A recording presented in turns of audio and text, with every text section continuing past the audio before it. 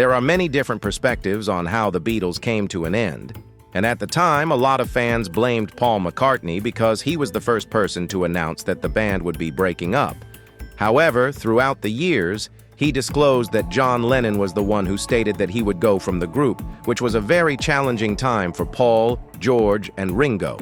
Lennon's declaration came shortly before the release of their last album, Let It Be, which was produced by Phil Spector and came out in 1970. According to Paul, this is how John Lennon announced that he was leaving the Beatles. In 1984, Paul McCartney remembered in an interview how John Lennon had told them he was leaving the band. This was 14 years after the band had broken up and 4 years after Lennon's death.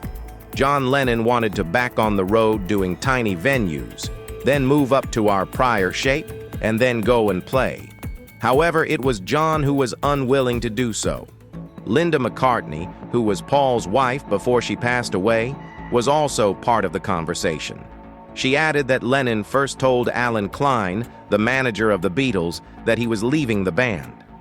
Klein then told him to keep it a secret until he had signed his solo agreement with Capitol Records. John Lennon wasn't going to tell well until after I signed the Capitol thing, but John leaving the group. And that was basically all there was to it. For business considerations, Paul was not going to say anything about it for months. However, the most painful part was that John was not going to tell us the truth. Paul McCartney believed that Alan Klein had a significant influence on him.